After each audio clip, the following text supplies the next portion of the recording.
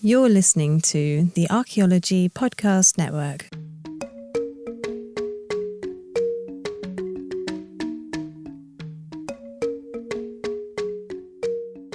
Welcome to episode 113 of A Life in Ruins podcast, where we investigate the careers of those living a life in ruins. I'm your host, Carlton Gover, and I am joined by my co-host, Connor Johnnon. As we mentioned last week, David started an unexpected journey to go kick out some lizard. He pulled an all-nighter with some cave trolls and needed to catch up on some sleep, so he will not be joining us today, unfortunately.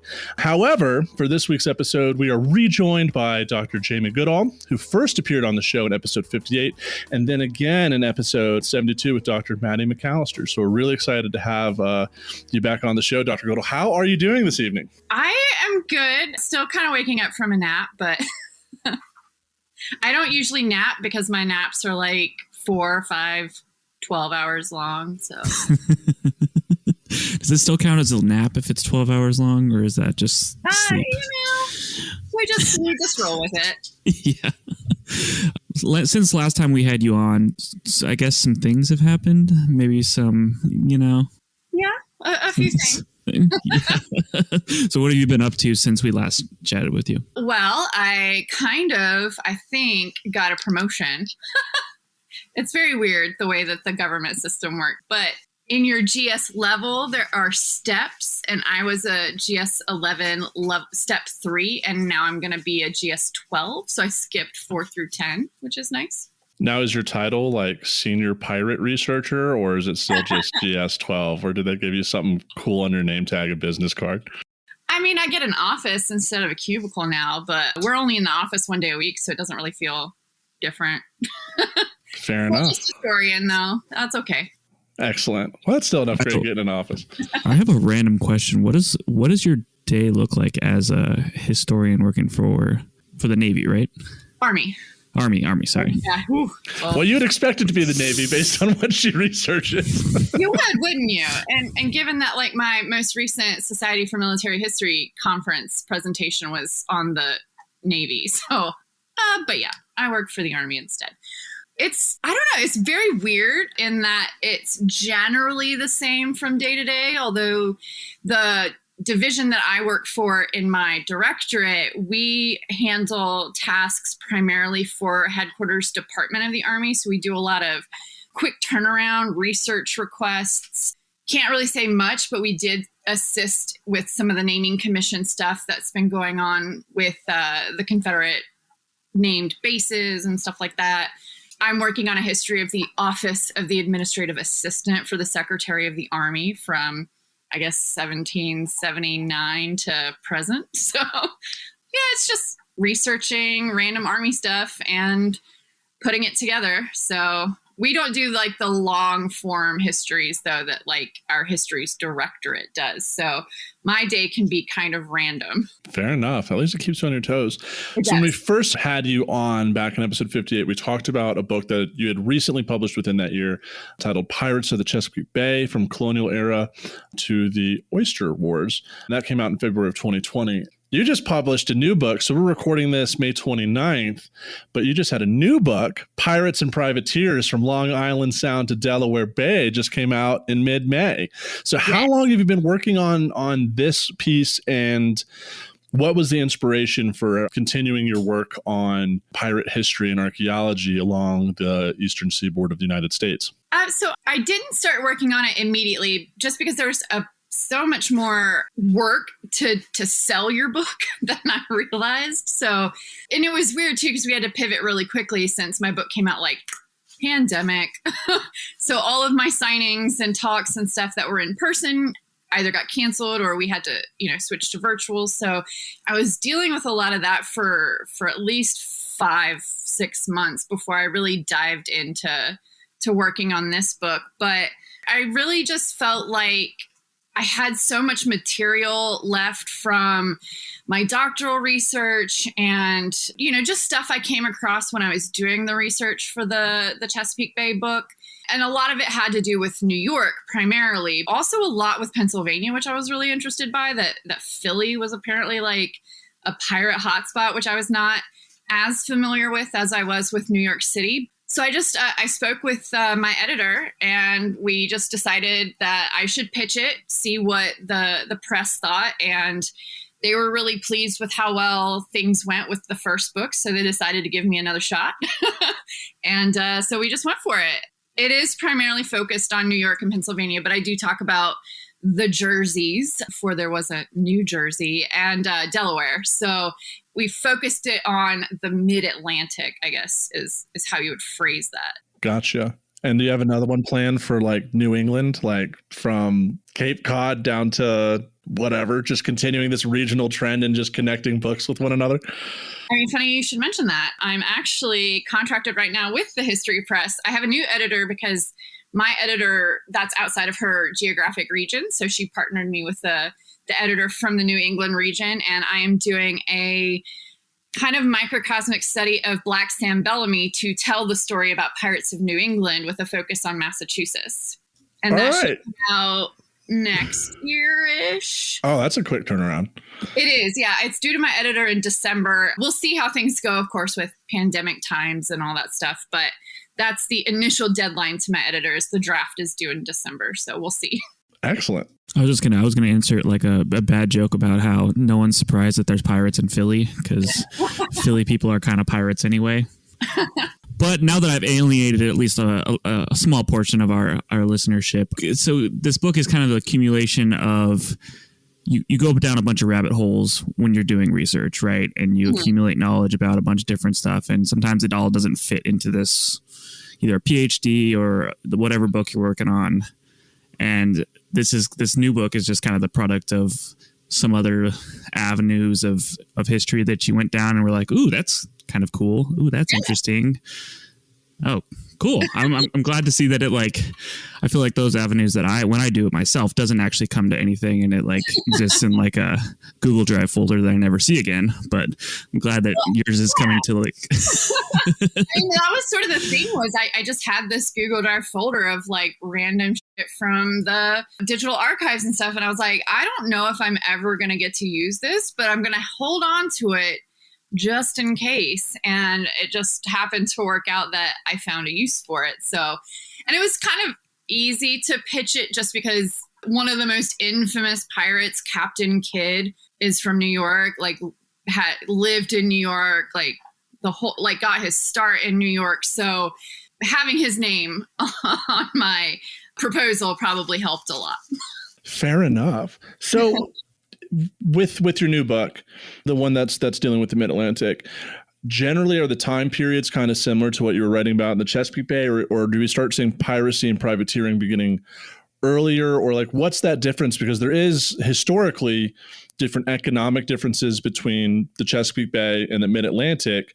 So how does that shape the sort of privateer and pirate activity that is occurring in the Mid-Atlantic? Yeah, so I started actually a lot earlier in the Chesapeake region.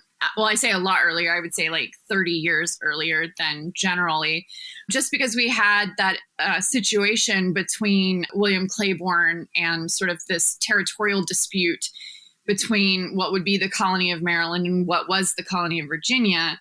Whereas in New York, because the English don't have control of New York until the 1660s, after they take it from the Dutch, the piracy that I look at starts a little bit later than what I did with the Chesapeake Bay book. And so it's not that the economy of New York starts later, it's just under different control.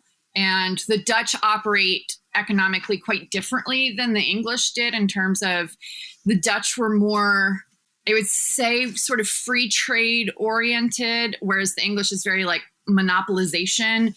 That's why they set up the Royal African Company, because they don't want people trading with the Portuguese and the French for enslaved people. They, set up the East Indies Trading Company and the West Indies Trading Company type stuff, so that their people aren't trading with the Dutch. And so, whereas the Dutch are just we'll trade with whoever has money. So, and they also have a very different relationship with the indigenous populations of the area than the English do. So it was interesting I kind of start with that transition in New York from Dutch to English control, and sort of how that creates a system where piracy is sort of a natural element of the economic development there, just because it is kind of a chaotic start. So, and piracy is kind of a chaotic business. So it just kind of made sense. So the piracy was not as prevalent in like a free trade system where there's not really any restrictions or anything like that. And it kind of increases and starts because of that. I would say so. Yeah. I mean, because I've only read one book that really dealt with Dutch pirates, and that was Virginia Lunsford's book on Dutch piracy and privateering. But it just seems that they're not, the greatest number of pirates are not Dutch. I would say the vast majority of the ones we come across are usually English or French.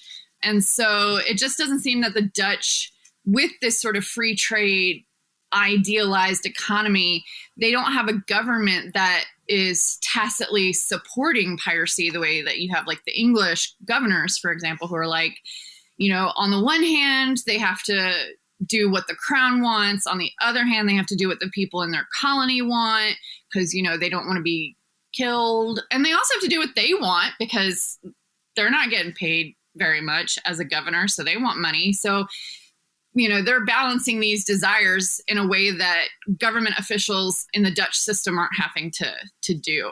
Fair enough. So as we transition from New Amsterdam to New York and the English take control of the Dutch colony within the mid-Atlantic, who's kind of the first pirate to show up on the scene to start causing mayhem? I don't know that there's a first, so to speak, just because it sort of seems like it all kind of like takes off at once in terms of people who are engaging in piracy. I know I sort of start the book looking at sort of how we go from this chaotic beginning and how fortune and misery really sort of develops quite quickly.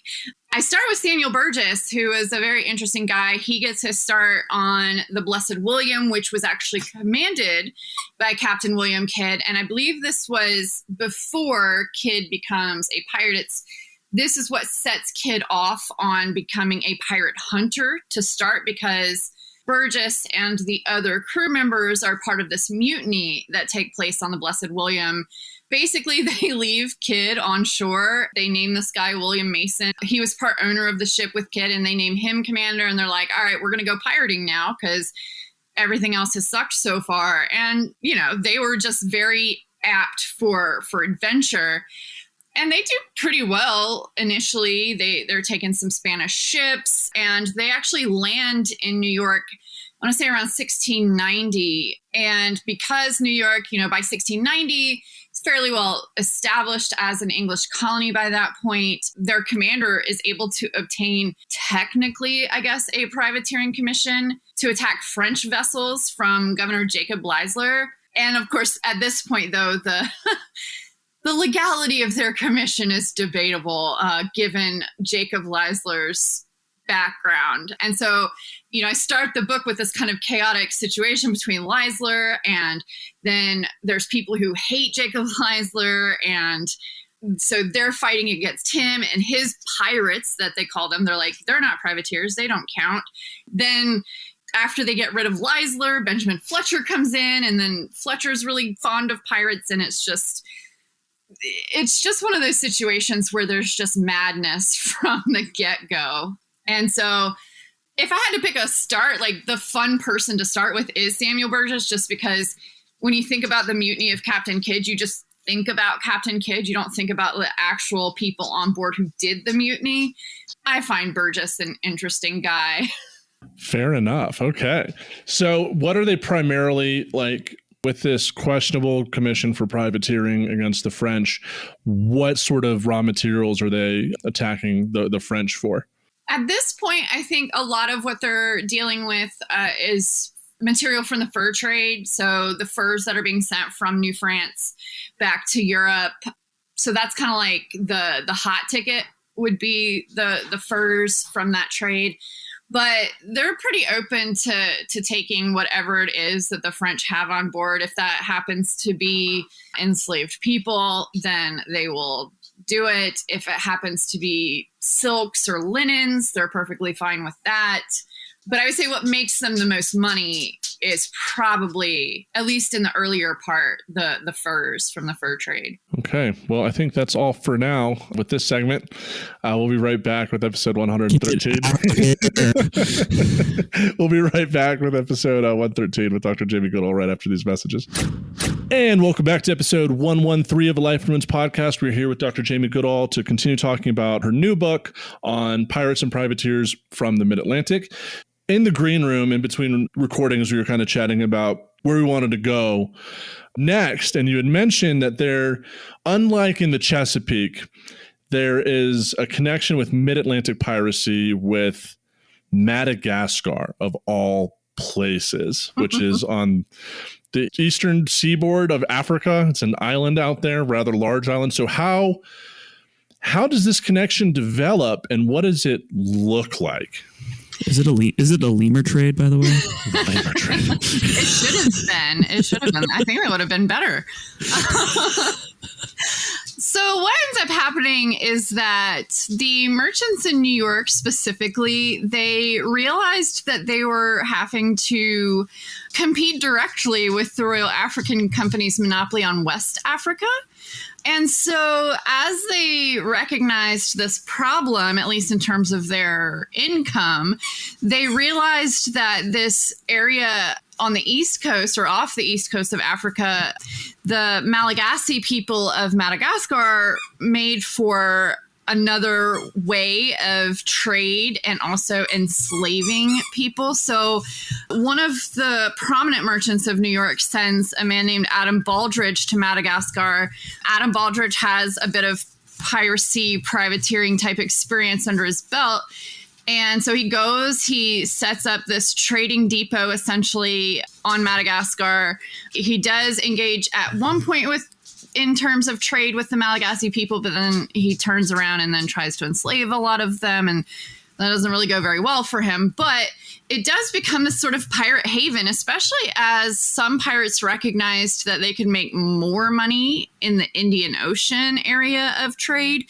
And that's primarily because rather than just the trade commodities that they can get in the Atlantic, the Mughal emperor is frequently sending treasure ships from his kingdom to all parts of the Indian Ocean world, and his are less protected than, say, Spanish treasure ships, mostly because he hadn't had to worry too much about pirates until that point, the way that the Spanish did. And so pirates start to use Madagascar as sort of a midway point going from the Indian Ocean back to the Atlantic world. And it's the merchants of New York who really keep the island going, sending goods and things to Madagascar that they need to keep operating. I think it's Frederick Phillips of New York who helps Baldridge set up St. Mary's, which is sort of right there off the coast of Madagascar. So it's like this mini island off an island off the coast of Africa, but it's not relegated by any sort of government. So it kind of makes for a perfect pirate haven, if you will. So by the 1690s, it's pretty well established as far as pirates having a place to go to chill out for a bit. They could trade some stuff. What's also interesting about St. Mary's is that pirates who decide, all right, I'm done, like this was fun and all, but I'm ready to go home, they could just hop on a ship with the guy who's like, all right, taking everybody who wants to go back to New York, no more pirating for you. And then he would just take them. So how does this? That's nuts. That's just nuts. How did the Mughal Empire respond to a bunch of Europeans suddenly just showing up and pillaging treasure ships? I mean, they tried the legal route by going to the government, being like, your people are stealing our shit.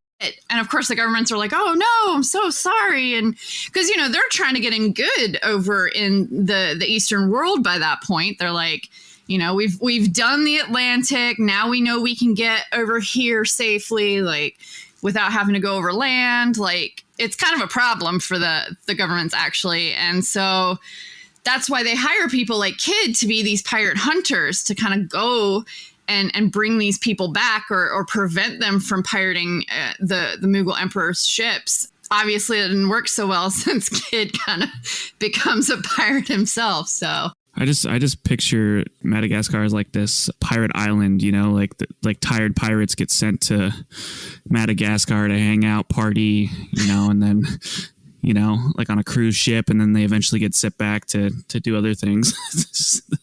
I mean, it works. Especially because if you think about it, 1692 is when like 2/3 of Port Royal just disappears because of the earthquake. So yeah, you got to have a place to decompress, I guess, in a completely illegal sort of way. Yeah.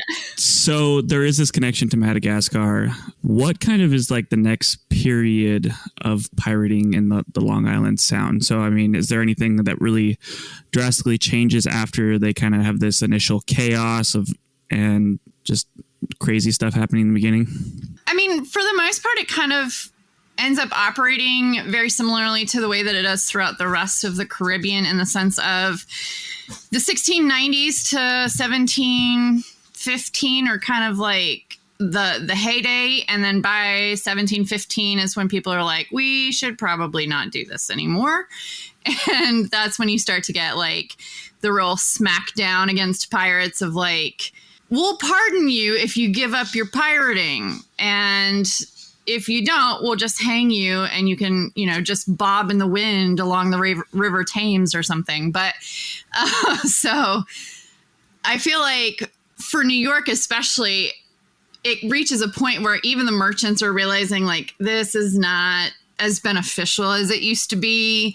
Their reputations are starting to take a hit. So it really just is this like chaotic beginning, highlight, and then decline. So it's very similar to that sort of general timeline. Whereas like with the Chesapeake, because it's this bay and it's like protected almost, I feel like, from the outside world to a degree, you get that sort of off and on all the way through the Oyster Wars. Whereas with New York, no, like you get the end, if you will, of piracy, then privateering picks up with the American Revolution, and then it doesn't really pick back up. It's not like the Chesapeake with the Confederate privateers, for example. Like you get some privateers in the War of 1812, but I really just focus the book on the colonial era, which is sort of the height, and then I sort of end with the Revolution, and I don't really take it beyond the Revolution this time. Gotcha. And piracy in like the mid-Atlantic doesn't seem nearly as fun or enjoyable as like piracy near an equatorial zone where it's sunny and it's beaches. The mid-Atlantic is rocks and ice and cold. So environmental factors, maybe. Now, is there, in terms of that, you don't see that persistence of piracy and privateering in the mid-Atlantic, as you explained, as compared to like the Chesapeake. Is part of it due to kind of the nature of what we see the mid-Atlantic and New England in particular with industrialization, larger population sizes, and like a much stronger connection with commerce outside of like cotton that kind of propels this merchant class to be like, no, piracy is not as beneficial? Yeah, I would say the connection with industrialization is a huge importance for that aspect. I mean, you got to figure, especially like with Pennsylvania, you ultimately get the industries throughout like Philly through Pittsburgh. You get New York City, but you've got all of the industry that develops along the Hudson.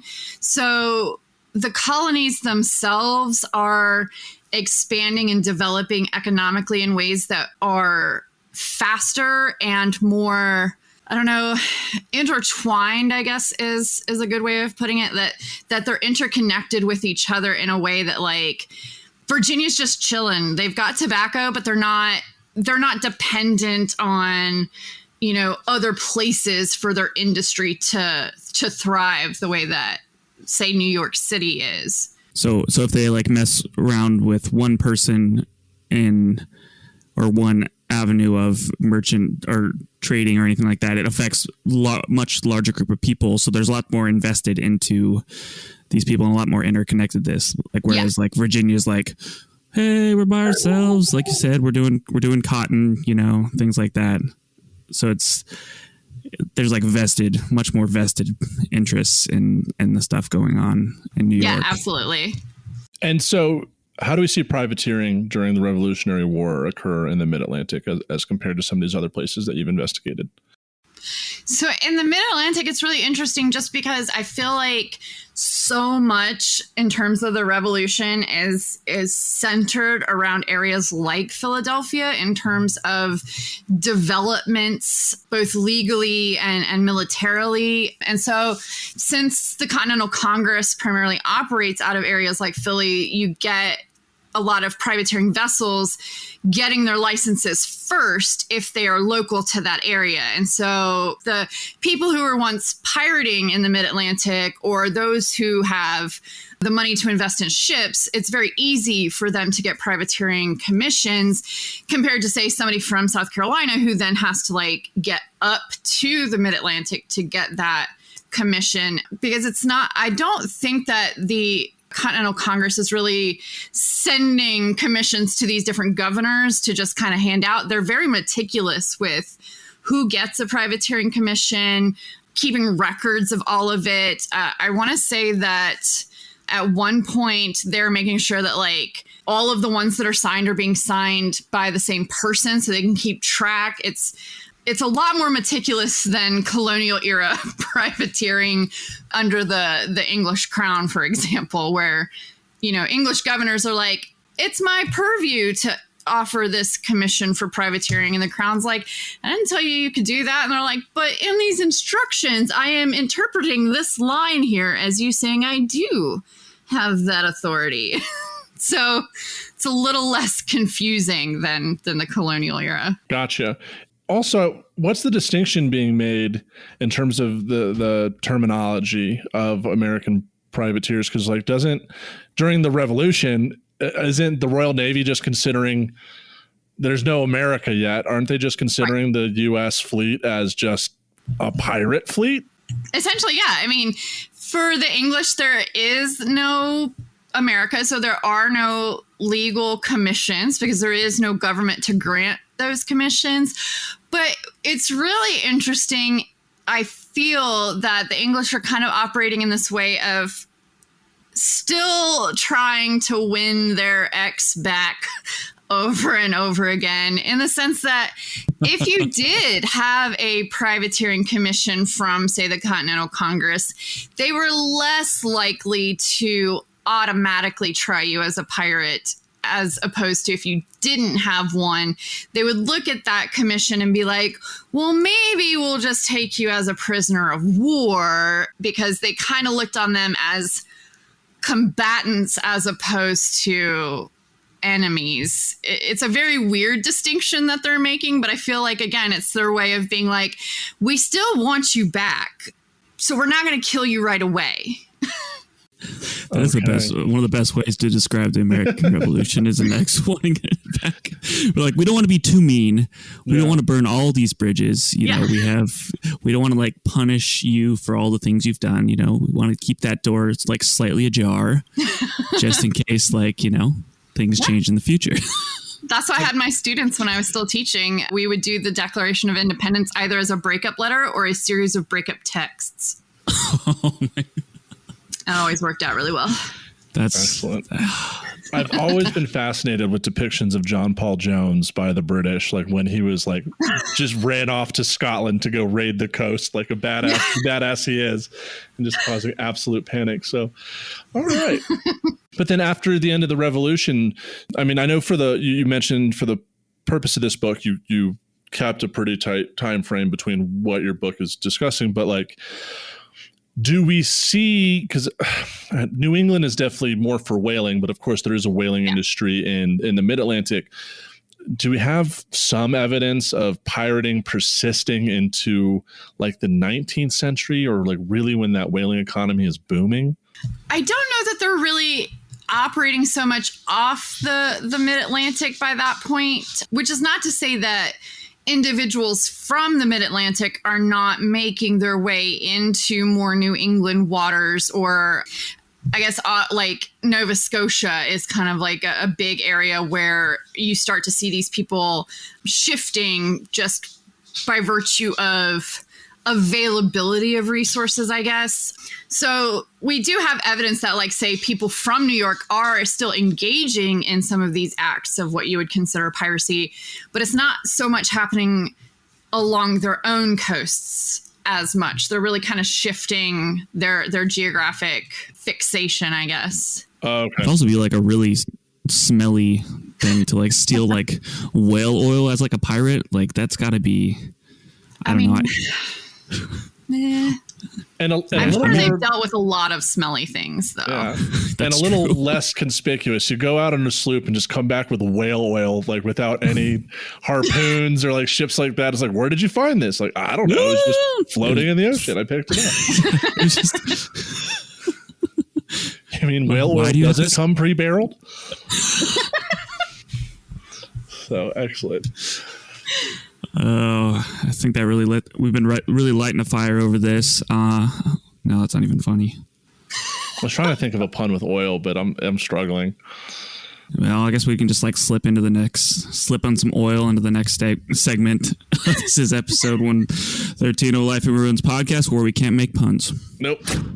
Welcome back to episode 113 of a Life in Ruins podcast. We are here with Dr. Jamie Goodall, who just released her second book, second book? Second. Well, yeah, second. Book-a-zine with Nat Geo, so like 2.5. But didn't you also do one on Harry Potter too? I did a book chapter, and that's right. I'm in the process of doing another book chapter on Harry Potter. It's very weird. I'm a pirate scholar. I work for the Army, and then let's write about Harry Potter. So. Oh. You're just the most interesting person, and it's fantastic. We were talking in the green room, something we haven't covered before, because you come on here, and also thank you so much for coming on here, because me and Carlton love pirates. We love maritime stuff, so we kind of just pepper you with questions, and I feel slightly bad about it, but it's just so fascinating to us, and we kind of have like this squirrel brain that goes like here, there, left, right. But one thing we haven't talked about is kind of the personal lives of pirates, because as you had mentioned, there's actually people who have pirates who have wives, they have children, so how does that work, I guess? Yeah, it's really interesting, and I wish that I had been the one to write the book on it, but Daphne Giannakopoulos has a book called The Pirate Next Door. And she's the one who got me kind of interested in looking at pirates having like these lives beyond piracy. And what it is that, because I realized that most pirates, they're not making a career out of piracy by any stretch of the imagination. They might do 1 or 2 pirate ventures and then retire, so to speak. And what they do is they take this money and they reinvest it in their communities, whether that's bringing the money home to their wives and children or getting married. They buy property in their communities. They sometimes open their own businesses. I feel like it comes full circle when they buy a tavern, for example, and so they're really, at least initially, they're deeply rooted members of their communities. And so this is why you see piracy kind of operate for as long as it does in many of these areas. And that's because nobody's turning, Jim down the street in for piracy because he's like your other neighbor's cousin's father's brother. They're all interconnected in this weird sort of way. And for a lot of these people, like I said, they're investing in their communities. So people are like, oh, Uncle Bob just brought back silver from, somewhere we don't know. And now he's buying all of this timber and it's very helpful to my business. I don't know. But some of the most famous, of course, that we know about would be William Kidd, just because his wife was such a major part of the trial and the whole sort of aspect of his capture, and partially because she just has an interesting background herself.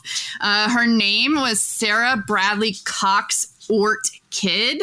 So, she started marrying very young, but then her first husband dies, so she marries the second one. Then he dies under mysterious circumstances, so she marries the third guy. And then some speculate that Kidd might have married or might have killed that husband so he could marry her. It's, we'll never know. But she does marry Kidd, and they, as far as I know, they settle down in New York. They have like one of the nicest houses. They're very prominent members of society before it all falls apart.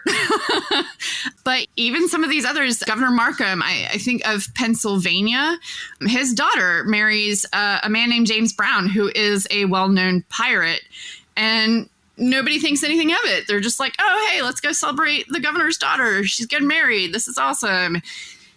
She's decked out in all these jewels and shit from God knows where. His wife is like dripping with jewels and silks, like, and everybody's just like, oh, this is totally normal, right? This absolutely fits this guy who that's wild. Yeah, like, is it so that it's a past ignored thing? They're like, he did that in his past life, you know. We don't talk about that period kind of thing. I mean, interesting. I think they're going to say the same thing about this podcast is the period that we don't talk about. Well, I mean, it's the same thing with like modern criminal organizations today. As long as they're helping the community doesn't care. Like, they're not the ones. They don't own the ships that are being pirated or privateered. And, you know, as long as they're not bugging the people around, like, who cares? Like, if I'm a butcher in Dover, like, someone sinking ships or taking captives is not bothering me in the slightest. So, like, yeah, cool. My neighbor, like, yeah, I don't care. Yeah, he just goes away for months at a time and comes back with more stuff. Just in barrels of whale oil that we can't seem to understand where that comes from. They're like, all right. We got whale oil for years. Don't turn the light on. I don't care. Yeah, you know, my lamps are fueled, man. Oh my God. That'd be like a great commercial. I mean, if someone started privateering Exxon right now, and was selling cheaper gas than for $4 a gallon, I wouldn't care where it came from. So anyways, but okay, so what else do we got in terms of these regional connections? Because you are working on another book that's looking at New England. So and this book in particular, the one that we're talking about the Mid-Atlantic, how are we seeing these connections between New England, the Chesapeake, the Southeast, and then in the Caribbean? Like, how interconnected are these pirate communities and the kind of these pirate behaviors that are occurring during the 17th and 18th centuries?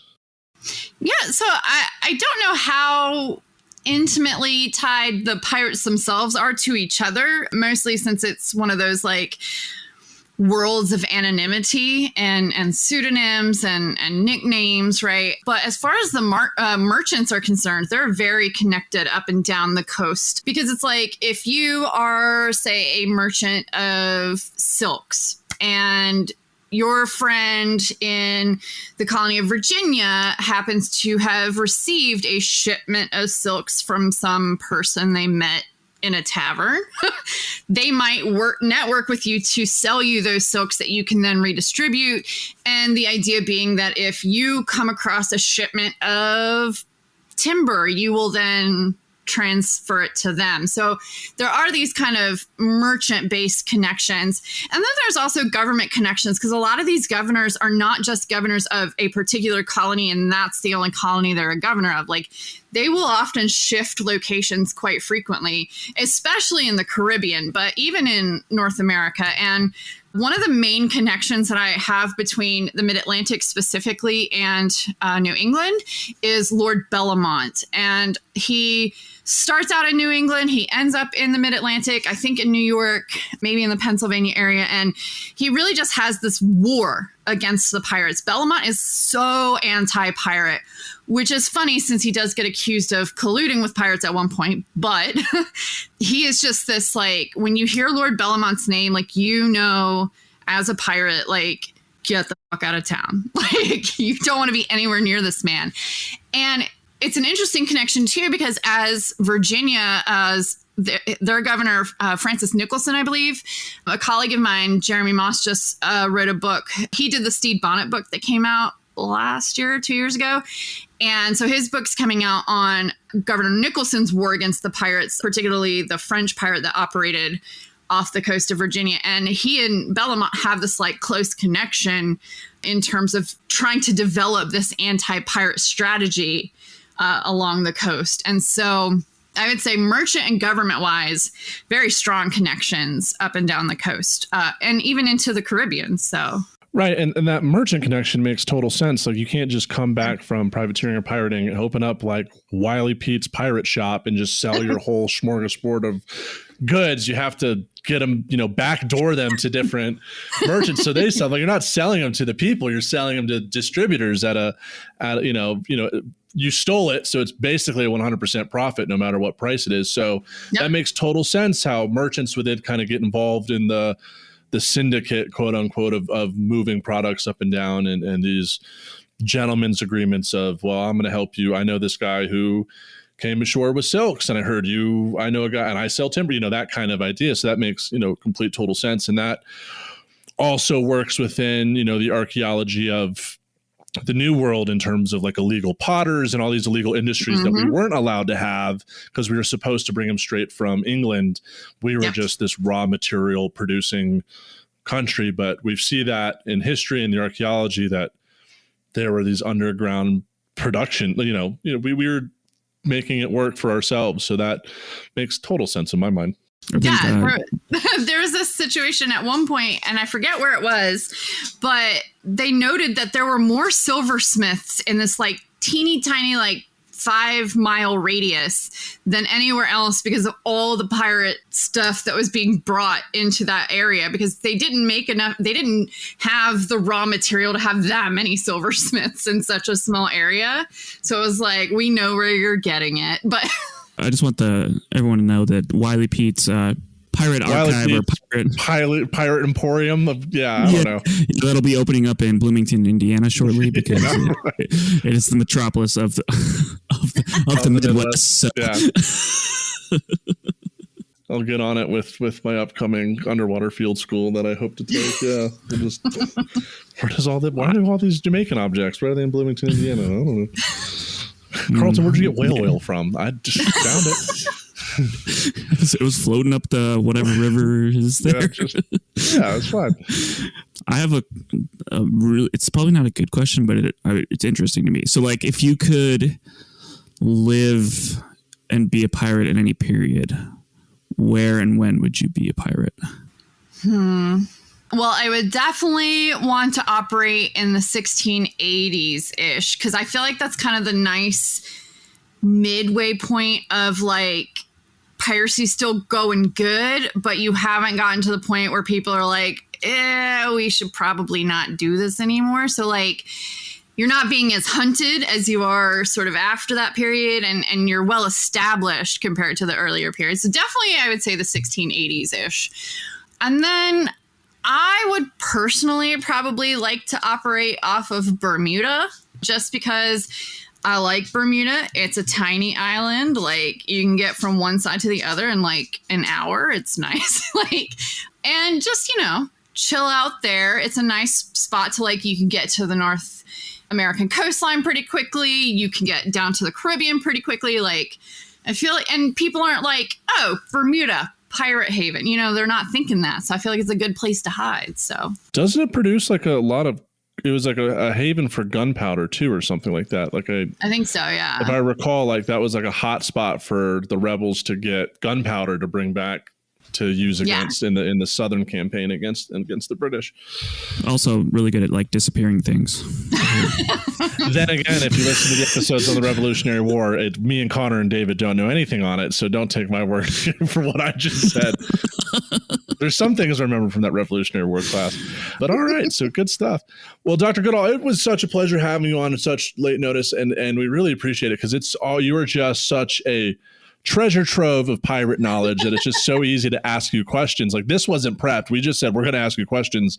And you're like, oh yeah, this person, this and date. And it's just phenomenal that we can have a guest that we can talk about a topic that we're generally interested in. I mean, like, who isn't interested in pirates? Like, that's such a classic part of the identity of not only the Americas, but also, of British heritage is that period. And in particular with movies that were produced by Disney over the past 2 decades. So before we end the show, Dr. Goodall, what are a couple sources that you would recommend interested in piracy and privateering? Well, of course, we'll put both your books in the show notes and the links below, so our listeners can click on those and order them directly from the publisher. But what else you got for us? Anything new in the past year that's come out that you would highly recommend from some of your colleagues? So right around the time that my first book came out, Rebecca Simon's Why We Love Pirates came out. So I would highly recommend that. And then also, if you're a big fan of Our Flag Means Death, I would definitely check out Jeremy Moss's book on Stede Bonnet, because if you think that show is crazy, Stede Bonnet's life is ridiculous. So it's not that far off, quite actually. And then coming up, Jeremy Moss's book on Virginia piracy is coming out next month. And then Rebecca Simon's book on Anne Bonny and Mary Read is out in the UK, but will be out in the US, I want to say this fall. So I would keep an eye out for those. Awesome. And where can our listeners find you on social media, Twitter, Instagram, whatever it be? I am on Twitter and Instagram, same handle, L_HISTORIENNE, which is La Historienne. I have a website, you could hang out there, jamiegoodall.com.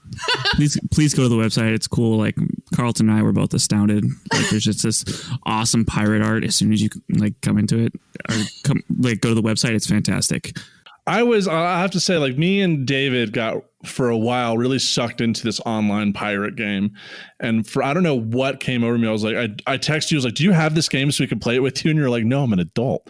I don't have this game. Sea of Thieves out there. Oh, yep. So good.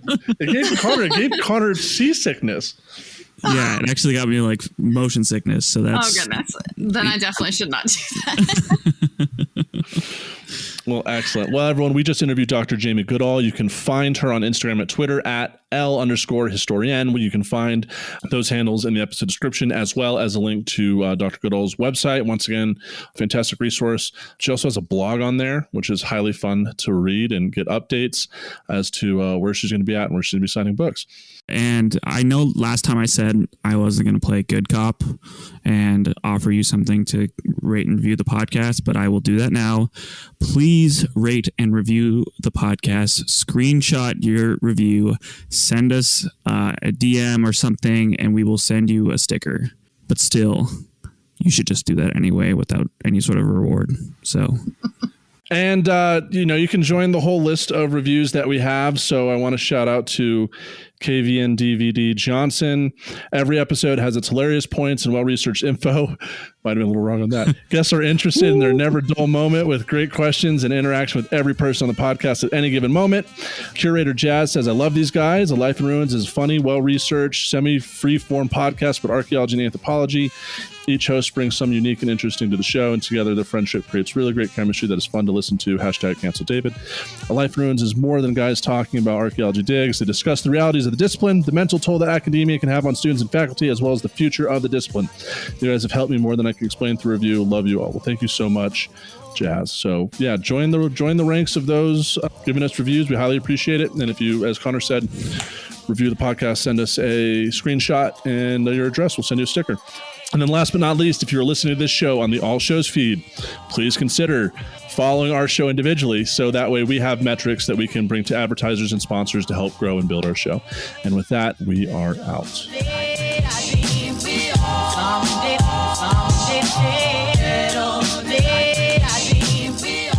Thanks for listening to A Life in Ruins podcast. You can follow us on Instagram and Facebook at A Life in Ruins Podcast, and you can also email us at alifeinruinspodcast@gmail.com. And remember, make sure to bring your archaeologists in from the cold and feed them beer. And if you made it through the closing segments of this podcast, you know what time it is. What time is that, Connor? Hammer time. Hammer time. It is Connor's joke time. So, Connor, what do you have for me and Dr. Goodall today? So, how do geriatric pirates get around? Do I want to know? With Davy Jones' walker. Okay, that was good.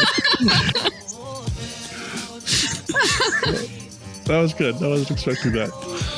All right. And with that, we are out.